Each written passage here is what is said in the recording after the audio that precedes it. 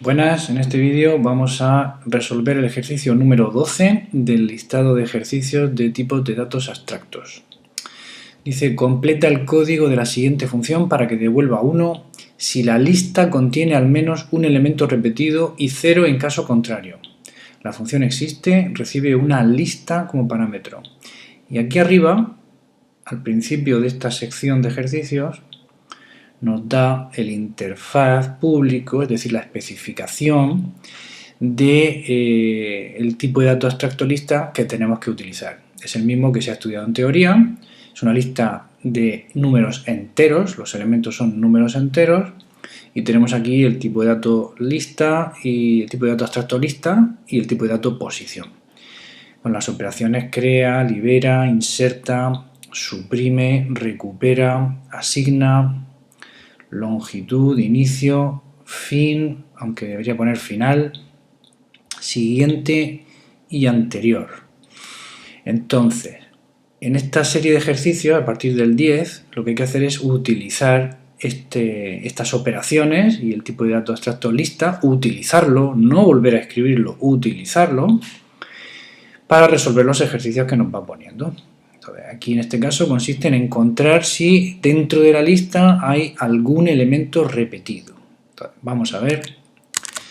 Yo ya tengo aquí planteado el ejercicio, que sería hacer la parte esta, hacer el código de la función existe. Pero claro, para que podamos ver si esto funciona o no funciona, pues he escrito más código que además nos va a servir como ejemplo para resolver los ejercicios anteriores, que son más sencillos. Los ejercicios anteriores consisten en mostrar la lista en orden directo y en orden inverso.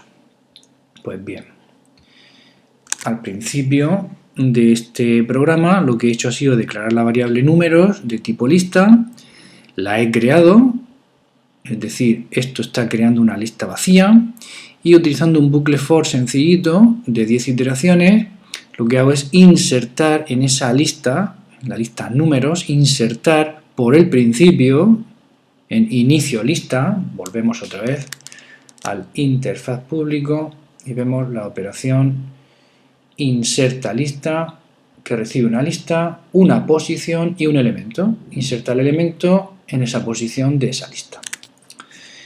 Insertamos en la lista números en la posición que devuelve la función inicio lista de esa misma lista.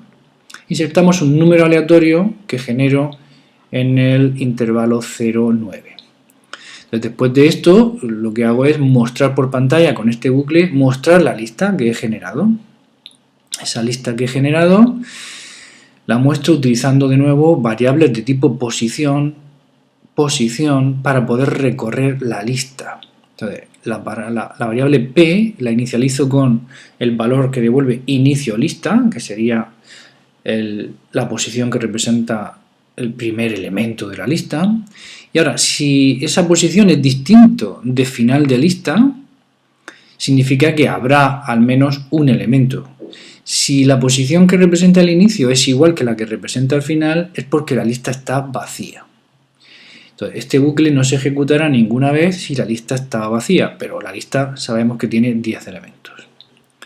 Así que cogemos y en la primera iteración, o en cada iteración, recuperamos el elemento de esa lista que hay en la posición P.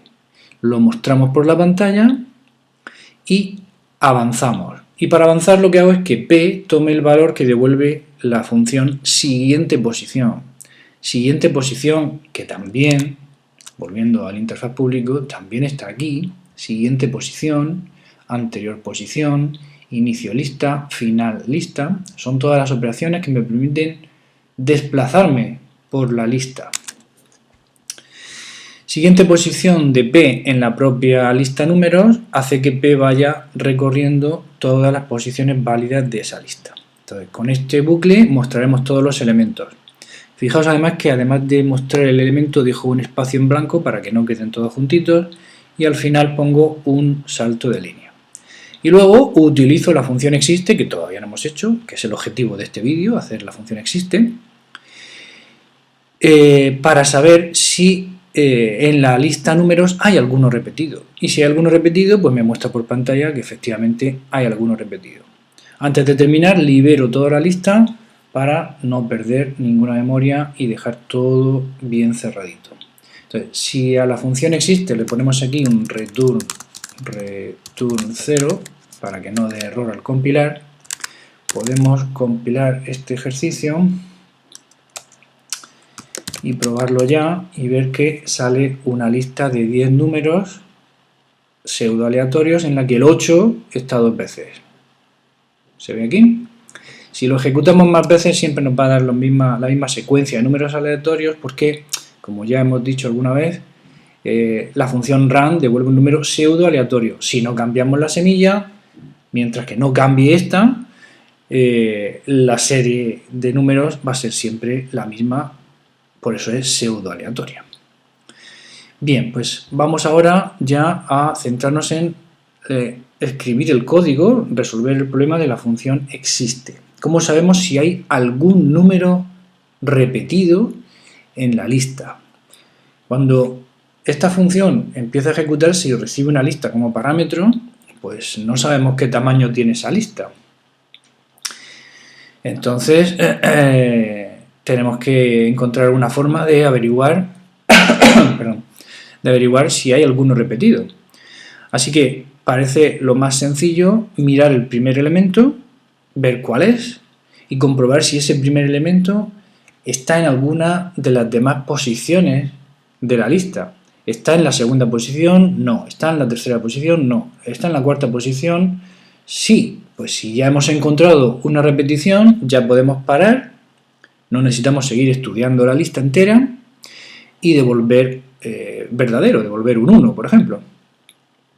Pero si resulta que el primer elemento no lo encontramos en ninguna de las demás posiciones, no podemos terminar y decir que no hay ningún elemento repetido en la lista. A lo mejor el que está repetido es el segundo.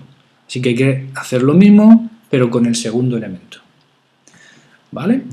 Eso significa hacer un recorrido de toda la lista, parecido al que hacíamos aquí para mostrar los elementos, pero esta vez, cada vez que cojamos un elemento, tendremos que comprobar si alguno de los que hay a continuación en la lista es igual que él o no.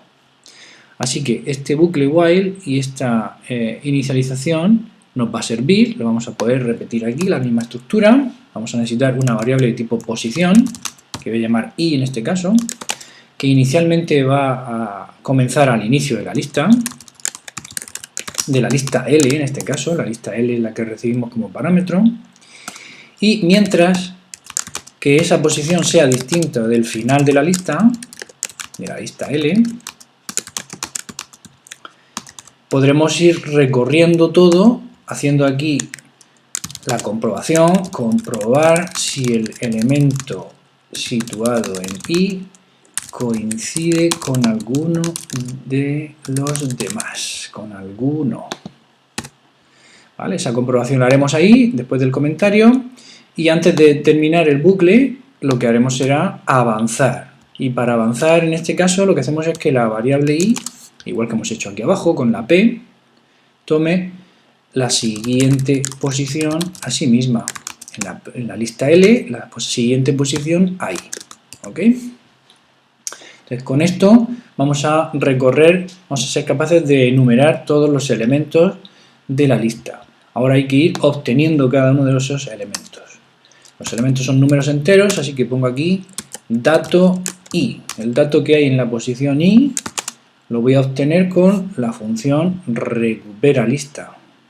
Recupera lista de la lista L en la posición i. Eso me devuelve el dato que hay en esa posición. Ahora, tengo que comprobar si ese elemento coincide con alguno de los demás. Para eso tengo que comprobar todos los demás. Es decir, que voy a repetir esta estructura, pero empezando en la posición siguiente a la de la i. Así que necesito otra variable posición, que voy a llamar j, y en este caso no empezamos en el inicio de la lista, sino que empezamos en la siguiente posición de la lista L de la variable i. Es decir, en la posición siguiente a la I empieza J. ¿Y qué hacemos con J? Lo mismo que antes. Mientras que J sea distinto de final de lista, vamos a ir recorriendo desde una posición siguiente a I hasta el final de la lista. Mientras que J sea distinto del final de la lista, vamos a comprobar si el elemento que hay en J coincide con dato I. ¿Vale? Dato I ya lo tenemos aquí, ahora tenemos que ir obteniendo todos los otros datos y comparándolos con él. Y por supuesto tenemos que ir haciendo que la J avance para ir recorriendo el resto de la lista. Así que J va a ser siguiente posición de J en la lista L. Nos queda obtener el elemento dato J, lo llamo, para que siga la misma filosofía o estilo que estábamos utilizando antes.